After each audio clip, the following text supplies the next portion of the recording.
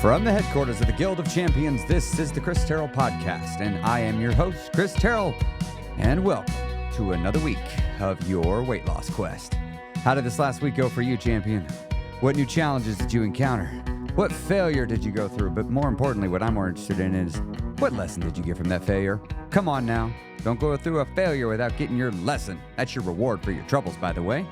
Now, if you're new here, I've lost 125 pounds myself after an entire adulthood of chronic yo-yo dieting. Up, down again, before I finally got sick and tired of being sick and tired, and I made some permanent, meaningful, and actual changes to my lifestyle, habits, routines, to my environment, to my community, and to my system of beliefs, because all of those things is what creates my life.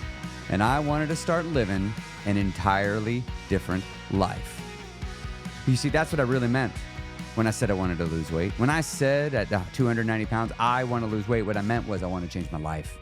And I thought in times past that losing weight would change my life. Come to find out, I was wrong. That in fact, losing weight does not change your life, but changing your life could result in you losing weight. And that's what happened to me. I changed my life. I did things I had never done before for an extended and prolonged period of time, and I began to get results I had never previously achieved. I had to start thinking in terms of years instead of days and weeks. When I began to think of my life in those terms and started thinking of decisions in those terms, my life started to change. There's something to be said about persistence. There's something to be said about just never giving up and just continuing to move forward no matter what. Today marks season 8, episode 1 of the Chris Terrell Podcast. I divided it up into 25 episode seasons. They mean nothing other than I just wanted to have, for me, some way to sense like I have these significant markers. And every season I set off on a new journey wondering, what am I going to learn from the past season? How am I going to change? How is the podcast going to change? How is my life going to change? And now I got another 25 episodes staring down. This season felt long. I felt this one. A lot happened in this season. And a lot happened in the past one. And I'm really excited for this first one coming up. But today, what I want to do is I want to talk to you about, I just have some thoughts. I got some thoughts in my head. I don't necessarily want to fill up a whole episode with any one of them, but I just want to talk about them. Is that okay? Today, can I just take you on a little ride through my brain where I can talk about some topics relating to weight loss that I just don't talk about very often? Because there's just some certain ways that I look at things. I'm often approaching it as I am attempting to give advice to the person in front of me. Well, sometimes I have really good advice and no one ever needs it in the person in front of me. And that's not because a lot of people don't need it. I only can talk to so many people a week, and it's not a high number. So it's just like, I just haven't got there. Because I'm regularly with one-on-one people being like, oh my gosh, I have not got to talk about this. I'm so excited I get to talk about this with you. That regularly happens. But there's some topics I've just been waiting, and no one's asking yet. And I'm like, you know what? Here's the thing. There are questions that, if I'm honest, I didn't know to ask. Like, if I were to rewind the clock and put me back in my beginning body, in the beginning of this journey, I didn't even know what questions to ask. I didn't know what it was I didn't even know. Like, there are some lessons I learned only with the benefit of hindsight. There were things I did in the first 6 months of my journey that were crucial, vital to my success. And I didn't understand it for like 3 years. It was only then when I had learned enough that I could look back to my past and be like, oh, that makes sense. I wasn't lucky. I was unconsciously competent. I got something right and I didn't even know it. Like, that's why it's so important. You got to learn about weight loss. Like, you got to study it. You got to research it. I am constantly learning new things about weight loss. I am constantly learning new things about my body. I am constantly learning new things about me. You're never done learning. No matter how much you think you know, there is more that is not known than what you do know. Seriously, I one time knew a guy. This is when I was a kid, and I was learning about like PhDs and what does it take to get a PhD. Like my mind was beginning to be awakened to this. So I would have been like 17, 16. And I was learning about a thesis, and I was learning like, your project that you work on. And so there was this guy in my church, and I asked him, his name's Bruce. And I was like, so what did you do it? And I don't remember exactly what it was, but I remember it was some really obscure small thing with bugs.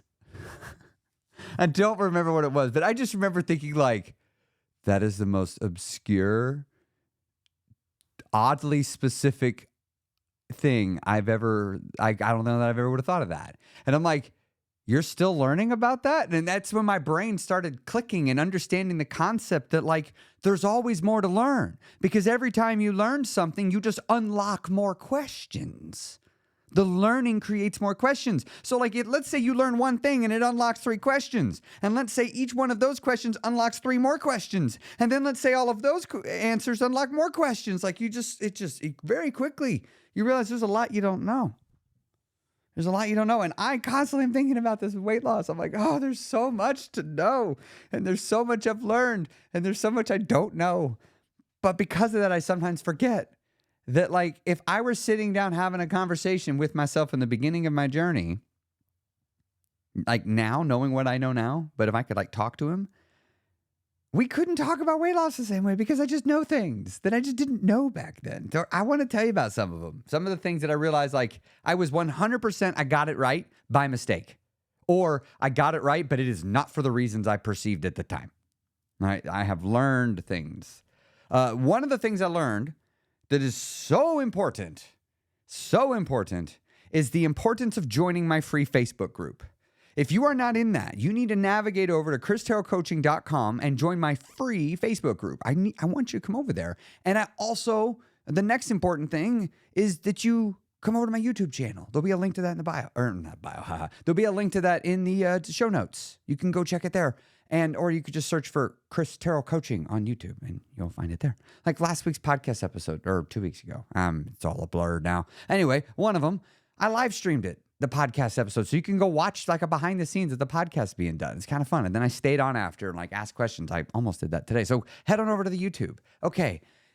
Now that I got that out of the way, let's actually get to what I was going to tell you. That I was setting it up and then I realized, oh wait, crap, I forgot to do the housekeeping and the admin stuff. Let me sneak it in now. I'm excited. Standards.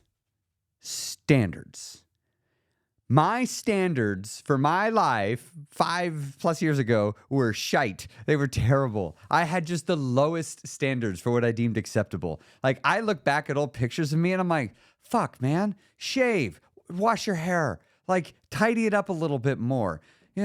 Go on a walk. Like I look at my old self, I'm like, your standards were so low for yourself. I could say that now, looking back at myself, because I compare them to my today's standards, which are notably higher standards, right? And so I had in my life, what I started doing in the beginning of my journey, I started setting new standards for myself. As an example, I decided I think I need to stop staying up till 2 a.m. I had to stop staying up till 2 a.m. So I started setting a bedtime, started thinking like I need sleep. I want to start getting full nights of sleep. And so I elevated my standard. But now I'm like, try to go to bed at like 9:30. I love going to bed. It's great. Going to bed's the best. But like, then I was like starting at 2 a.m. So I didn't jump to 9. That took like 4 years. I like went from like 2 a.m. to midnight. Like that was a big accomplishment for me. That was shaving 2 whole hours of my life to give it back to sleep, which I thought was a meaningless waste of time. Like I was like, well, I could be playing video games with that time. I could be watching TV with this time. I could watch a whole damn movie with that time. There's so many movies to see. Like I'm just gonna go sleep. That seems like lame.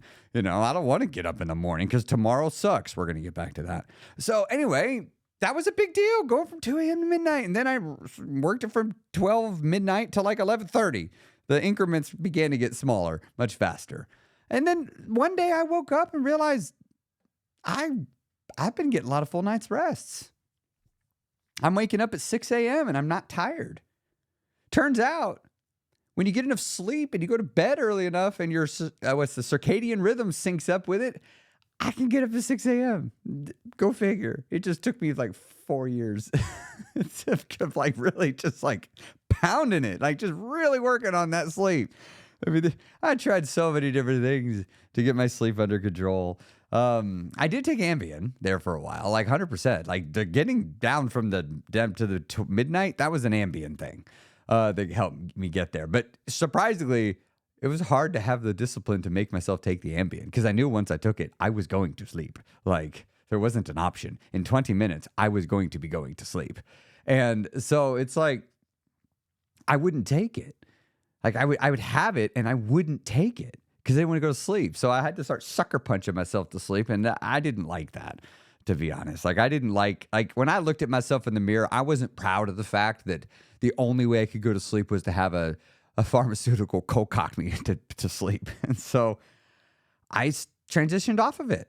And it took a while. And that's why the increments, I think, were a lot slower after that point. But the sleep journey was a big one. I mean, it was a real big one for me. And I totally attribute my success of my weight loss journey to getting sleep because my brain started working better. I started feeling more emotionally regulated.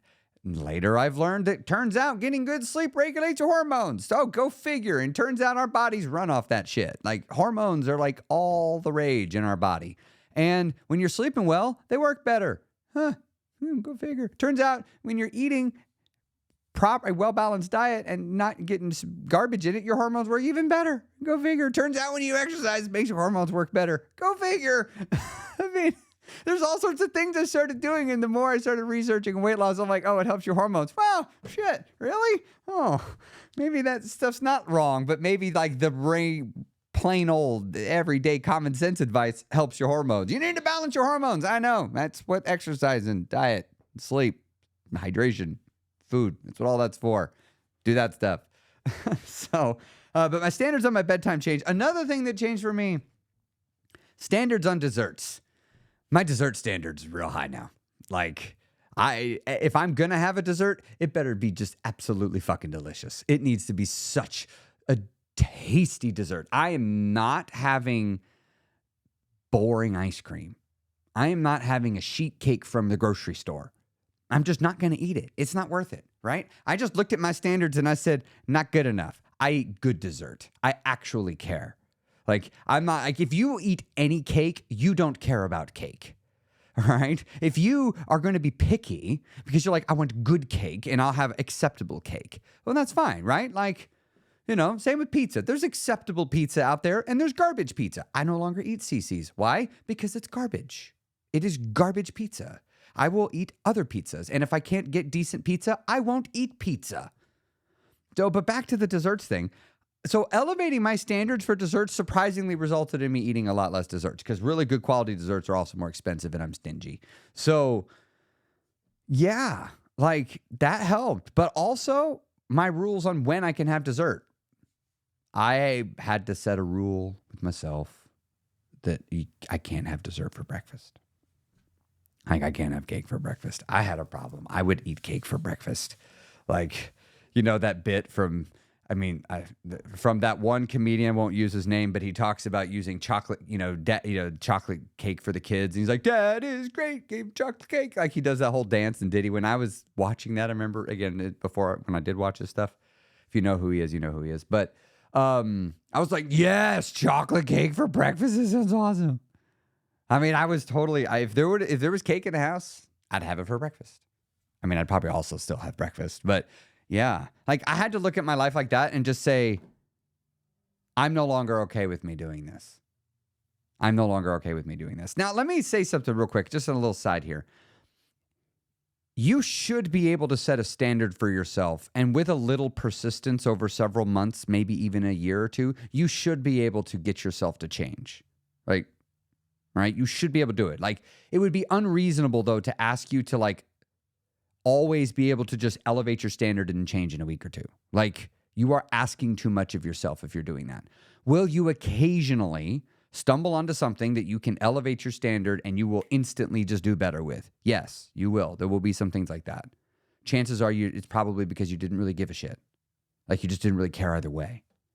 But you'll find that some things, like Me going to the movie theaters, not getting multiple tubs of popcorn, that was a hard sell. That was a hard ask, right? That was a big deal. I had to gradually work my way from that, to keep myself okay with it. Because if I took it away too fast, I would trigger something called reactance, psychological reactance. It's a thing I learned about later that I didn't know can happen in weight loss. And because I was gentle with myself, I was not triggering it. A big part of why I failed in the past, I gave up and quit my weight loss journeys in the past, was I would be like, yeah, fuck it. But what I was getting was psychological reactance in many cases, where my brain was pushing back on what was happening. I felt like my freedom of choice was being restricted, or I felt like my autonomy was being removed, or I felt like I was being told what to do. And sometimes it was, even though it was the diet, but I'm not gonna let this diet tell me what to do. But also, because reactance gets triggered when you're being told to let go of something that you like. I liked staying up till 2 a.m. playing video games. Y'all, I liked it. That's why I did it. I wasn't secretly the whole time playing video games. I wish I couldn't be here doing this. Oh, I wish I could stop. No, one more round. Come on, Arissa, pull it together for me, girl. No, I wasn't doing that. I was like, one more round. Yeah, fuck yeah, that's so good. All right, come on. What time is it? Yeah, I can still get up. All right, one more round. I can do one more round. I got one more. I had to drag myself from that computer. I wanted to do it. I wanted to eat the food. I wanted to sit still and do nothing. I wanted to. I cannot stress enough how much I wanted to do it. That's why I did it. And if I had asked myself to suddenly go from playing video games till way late in the night, 7 days a week, and then somehow, weirdly enough, I couldn't get up to be on time to work, but I could get my ass up early on a Saturday to go play video games. We'll set that aside. If I had asked myself to go from my 20 to 30 hour a week video game hobby to a 5 hour a week video game hobby, I would have rebelled. I know, because I've tried that before, and I always rebelled. Now, I could ask myself to do that, but I also don't play video games for 30 hours a week. So, if I'm playing 30 hours video games a week, I very well might be exactly the same way. So, y'all, this is where you got to recognize, ease yourself back. Ease yourself back from your extremes. So if you are constantly having dessert, every night, you're like a 1 or 2 dessert kind of person every day. Hey, I know I'm not alone in that. I know I'm not alone in that I would have 2 desserts. I might have ice cream and a separate dessert. Sometimes I'd have 3rd desserts. Right? 7 days a week. So if you're doing that, asking yourself to go to none desserts or just on Fridays, fuck no, you're not. Maybe some of y'all occasionally will do it. Maybe. But the odds are, the reality is you are in the extreme minority. Most of you, if you have to suddenly give up a whole bunch, are going to freak out. So ease back. Do it slowly. That's what I did. When on my journey, I finally decided we're just going to do this stuff as slow as we can. Because it doesn't matter. I'm going to be alive for a long time. I'm not dying anytime soon, so I can take my sweet time. Slowly losing weight is much better than slowly gaining weight. And if I'm going to do one or the other, let's do slowly losing weight, right? So, anyway, elevating the standards as my dessert was a big one, and I had to gently bring my way down. Another standard that changed, big one, is how I will talk about myself to others or to myself. That one was actually a pretty quick one. Something happened when my dad died that flipped a switch in my head. I don't understand to this day why. I have theories. I don't know.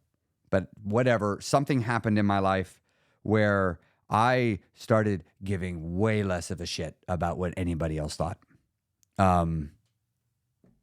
Yeah, I just suddenly stopped caring. So I don't really know how to tell you how to get to that place. My pathway that I got there was through a trauma. And is it a trauma of this particular kind? Maybe. Is it any kind of a trauma created this response to me? I don't know. I have no idea. I just know before my dad died, I very much was crippled in my life by worrying about what other people think of me and how they perceive me. And then something happened in about 2 months, and I no longer gave a shit about anybody's opinion of me. But the reason why that's important is that was effectively a standard increase. Lots of people find themselves to where I am. Lots of people do. Like, it's a normal thing. It's something a lot of people go through in their 30s or 40s. Some people, they go through in their 50s and 60s. Some of y'all are late bloomers. You're doing it in your 70s and 80s and 90s. Congrats. Like, we all do it. We all find ourselves in a place where we're just like, I don't care what you think about how I'm living my life. I'm not hurting your ability to live, so you can get out of mine. And I understand it. But again, that I can tell you this, though.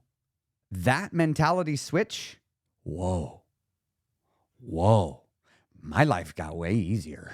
Like, way easier. You know why? Because then when somebody offends me, I don't have a problem not being around them. Like, I don't care. I don't need you to like me. Like, your approval of me is not necessary. And so that, like, it happened. So that way, when my boss yelled at me one time, like the very first time, and I had set the standard for myself that I will no longer tolerate people yelling at me at work. As soon as it happened, I was like, well, guess I'm leaving.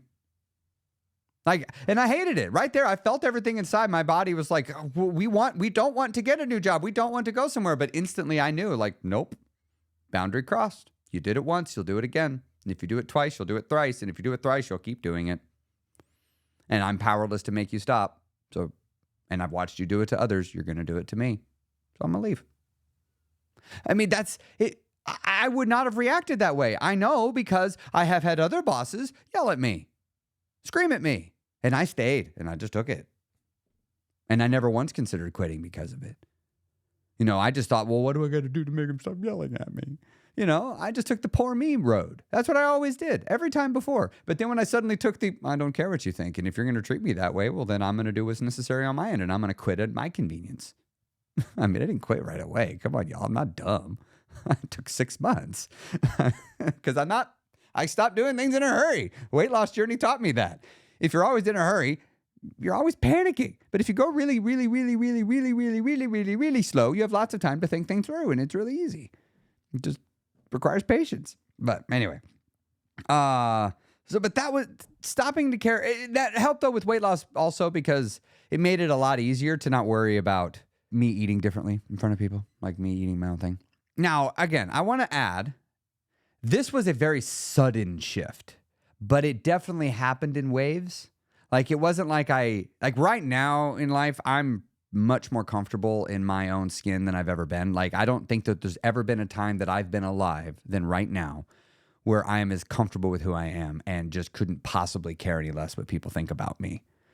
I mean, it's just, I'm very comfortable with how I'm living my life. The only people's opinion of me who matters to me is my wife and stepkids. That's it. That's it. The rest of it is like, I'm going to live my life my way on my terms, because my way of doing it's not harming anybody's ability to live their life their way. But there was a sudden shift right after my dad died. I mean, sudden. And so it was a big change. Like, my life started to transform almost immediately, because all of a sudden I started reacting differently. But there were different, what you could think of them like characters in a video game, higher powered people in my mind, so to speak, that it took me a good 6 months to a year before I finally like really started not caring. And that's because I kind of had this big whoosh where, like, just casual everyday people no longer cared. People I just met and I'll probably never see again, don't care.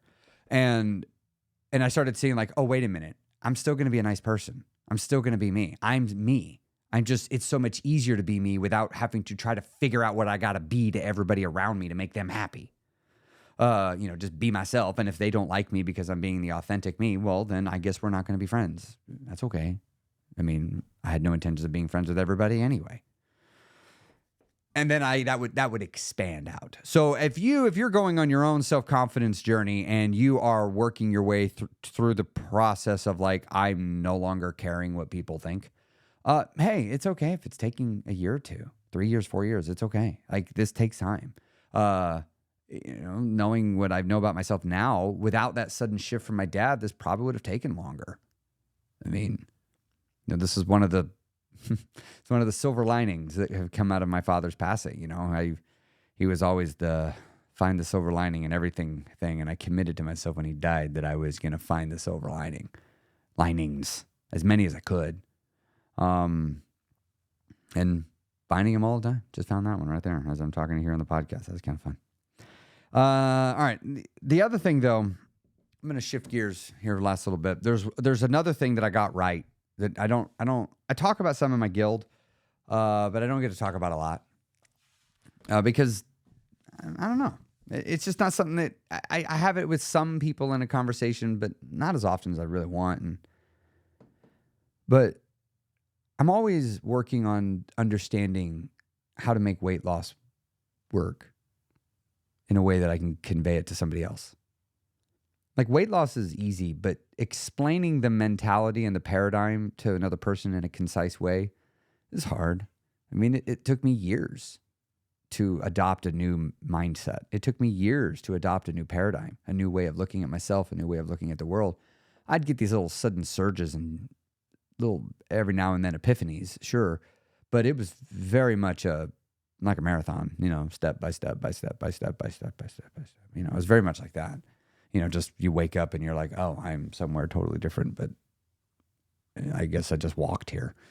But using the benefit of hindsight and looking at weight loss and studying and understanding the psychology of weight loss my passion and my full-time job,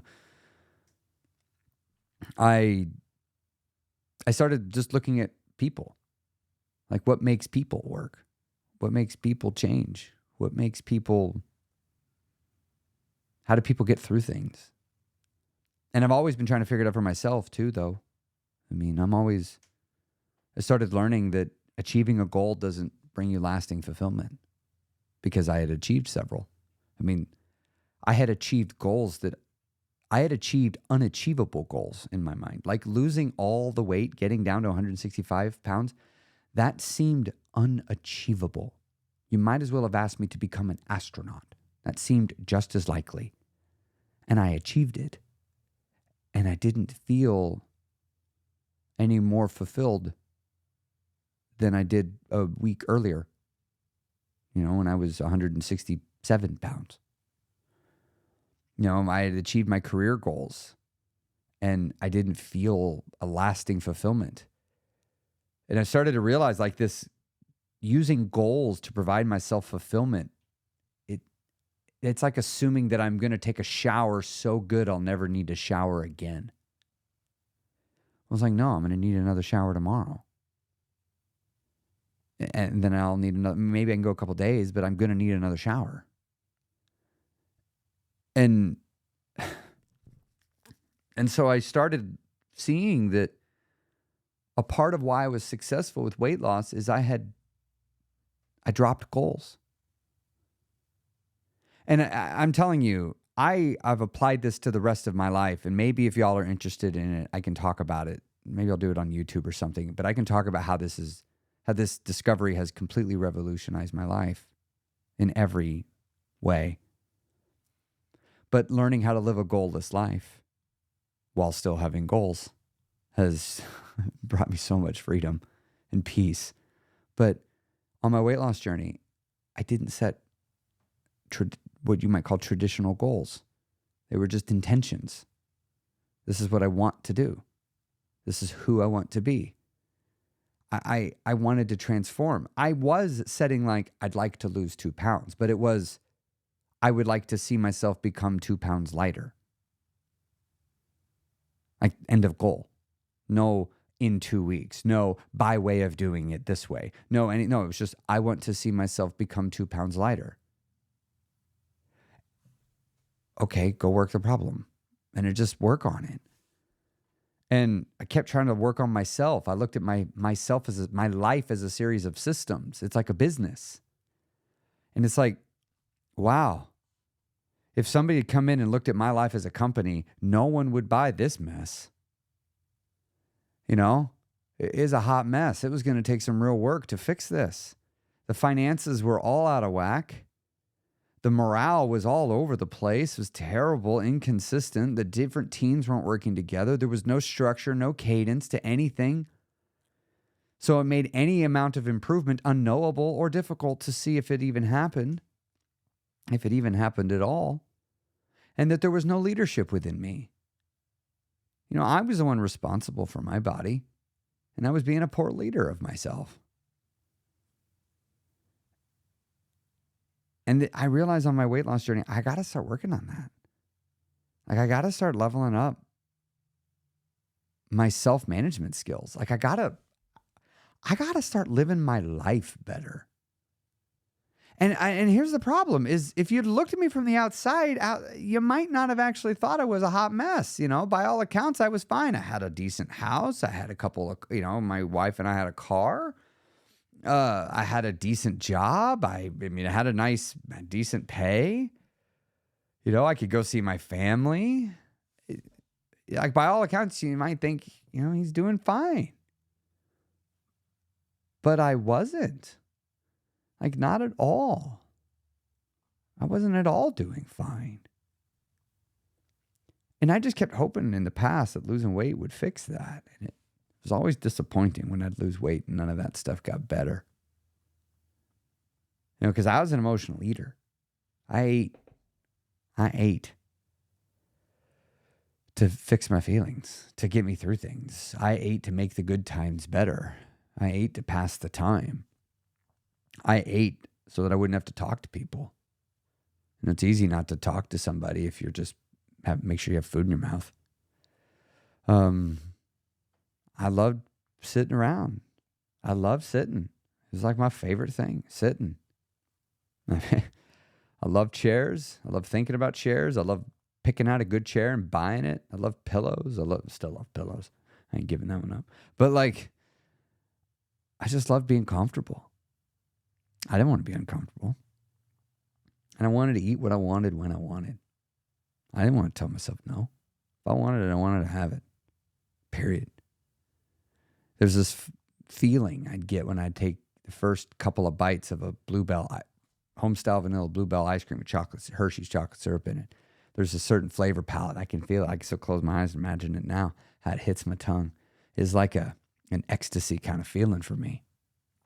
And I remember I'd sit there and I loved that feeling so much that I started learning how to recreate it with the perfect blend.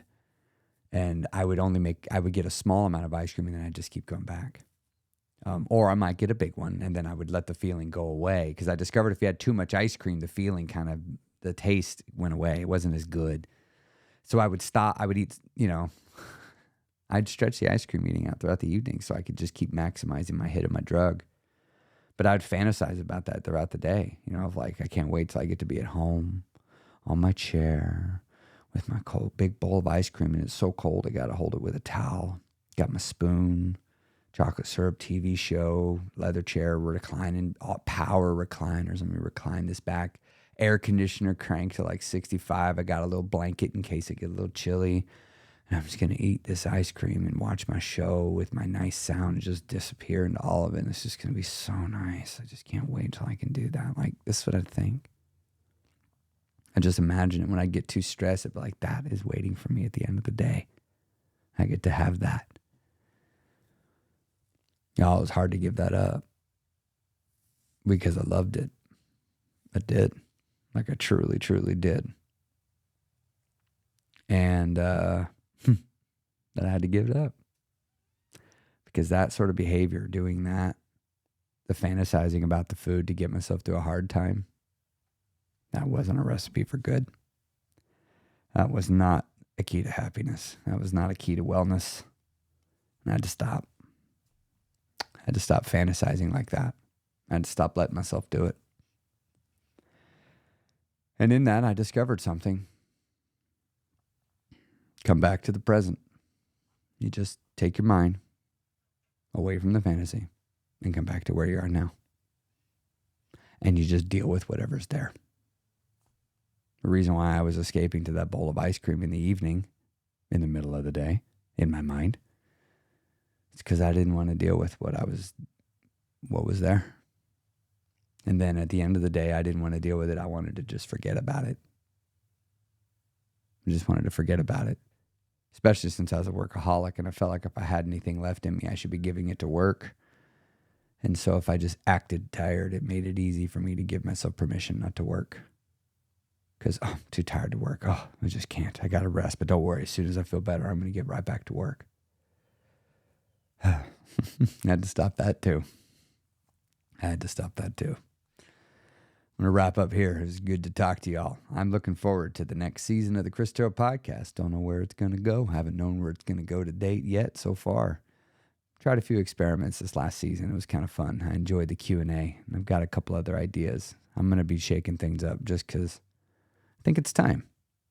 I think it's time to evolve. I've been coming around to the idea of this for a little bit. I got a good backlog waiting for you. If you just discovered the podcast today, go check it out. I got a good backlog. And I think at a certain point I'm going to shift. I don't know how it's going to shift. I don't know where it's going to shift. But I think something's going to shift. We'll see where it goes. I'll see you next week on the Chris Terrell Podcast.